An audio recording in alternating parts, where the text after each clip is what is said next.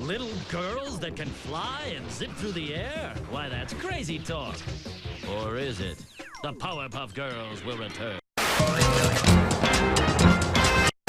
Sugar and spice and everything nice. And a little thing called Chemical X. The Powerpuff Girls will return on Cartoon Network.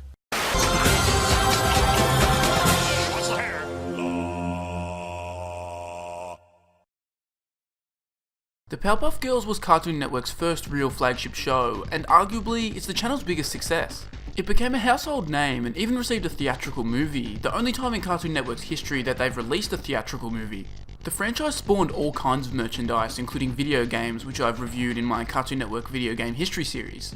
The show was created by Craig Mccracken, who conceived the idea in his second year at Cal Arts, where it was originally known as Whoop-Ass Stew. This idea was picked up by Cartoon Network to be part of its What a Cartoon animated shorts showcase.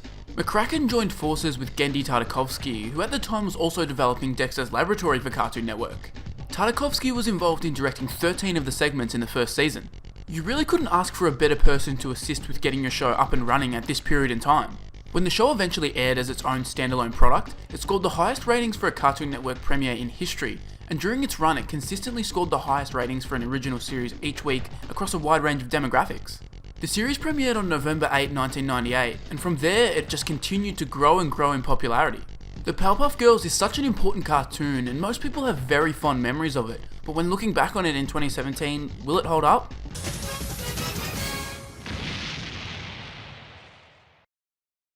In this review of the Powerpuff Girls Season 1, I've decided to include the 2 shorts that appeared on What a Cartoon.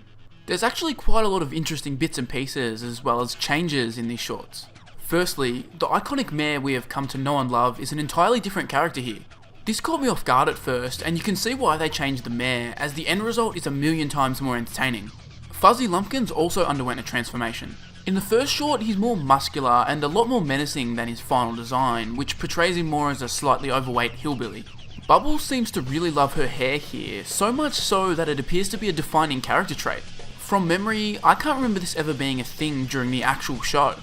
The second of the pilots features the Powerpuff Girls trying to teach the Amoeba Boys how to be actual criminals. I distinctly remember this episode getting played on Cartoon Network quite often as a kid, whereas I have absolutely no recollection of the first one. I can only assume they decided to keep the second one in rotation because it more closely resembles the final product. Understandably, the first What a Cartoon short, which debuted in February of 1995, was far more different to the finished product that debuted over 3 years later. I found in general that there was much more narration in the What a Cartoon segments. As anyone who has watched the show will know, narration plays a big part in the Powerpuff Girls, but here it plays an even bigger part. I'd even go as far as saying that about 75% of those episodes are narrated over. These pilot episodes are actually quite good for how early they were produced, and honestly, if a few things were changed here and there, they wouldn't have felt out of place in the first season. While the What a Cartoon shorts are around 7 minutes long, the actual episodes are split into 2 10-minute segments. It's absolutely ridiculous how many iconic episodes are packed into just one 13-episode season. Season 1 features classics such as the Rowdy Rough Boys, Blossom discovering she has ice breath powers, and the one featuring Rainbow the Clown, to name a few. While watching this season, it felt like almost every second or third episode I was being hit by a classic, and it made the season a blast to plow through. Something that kept me engaged the entire time, even when the absolute cream of the crop episodes weren't playing, were the amazing cast of villains. The Powerpuff Girls honestly have one of the best lineup of villains in superhero history. Everybody knows the iconic villains like Mojo Jojo, him, or the Gangrene Gang, but even the throwaway and lesser villains are still a blast. Characters like the mind-controlling cat, Rainbow the Clown, and Alma when he transforms into a radioactive paste monster are just so freaking great. They're also imaginative and memorable, and it's a shame none of the video games really did any of this justice. I mentioned him a moment ago, who is honestly such a creepy and captivating character for what is a kid's cartoon. Even just the effect they use on him's voice is chilling, and I'm genuinely surprised I was never freaked out by this as a kid. The way him goes about trying to bring down the Powerpuff Girls is always so much more frightening than every other villain's attempts. Him often manipulates people and uses psychological attacks, which is so much more off-putting. They only really scratch the surface of him's potential in this first season too, as I know there are some later episodes that I still vividly remember to this day being far more startling. While him is the standout, all the other villains are close behind in terms of quality. Some episodes don't even feature the girls for the majority of the episode, such as the strength of the show's villains. Being able to flip the focus of episodes like this keeps the show feeling fresh, and it never once got repetitive throughout the 13 episodes. Episodes like the one where him, Mojo, and Fuzzy Lumpkins team up to beat down the Green Gang who have been annoying them are so enjoyable, and it's refreshing to see the writers not afraid to stray away from the girls, who no doubt were the biggest draw to the show for kids at the time. Similarly, the experimental episode, which is told entirely from the first person perspective of the mayor, is brilliant. Something like this could be incredibly risky to do when your target audience is kids, but it's done so well that adults and children alike can enjoy and appreciate it. For a show that doesn't really have a continuous story, Craig McCracken and co put in a whole lot of depth and development for the characters. This can be seen in moments like when Professor Utonium unknowingly falls in love with Seducer and when Blossom discovers her ice powers. Every character is written to have strengths and weaknesses, and even the girls who are supposed to be the ultimate heroes have flaws. I think the character development is best shown in the episode that delves into Mojo Jojo's backstory. However, they do a good job of demonstrating that while his environment and past may have had a role in shaping who he is now, most of the blame for his evil ways lays squarely on himself.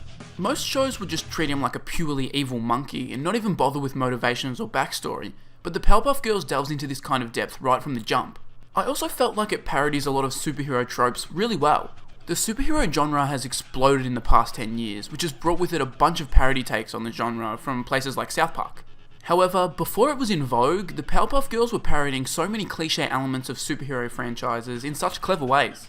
The final 2 episodes of the season are one 20-minute segment. This was something they did a couple more times in the next 2 seasons before using that format much more heavily in the final 3 seasons.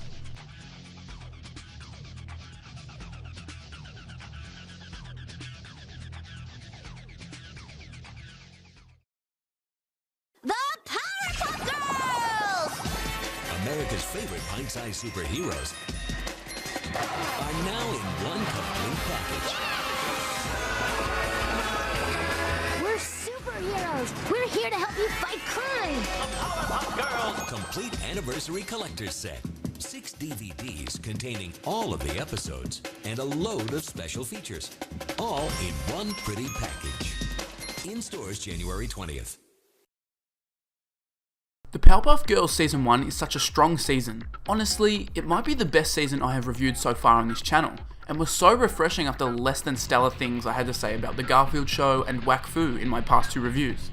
The Powerpuff Girls is so well written, and that's not just nostalgia talking. Go back and watch any episodes and you'll see just how great the show still is. There's a legitimate reason why the Powerpuff Girls became a phenomenon in the late 90s and early 2000s.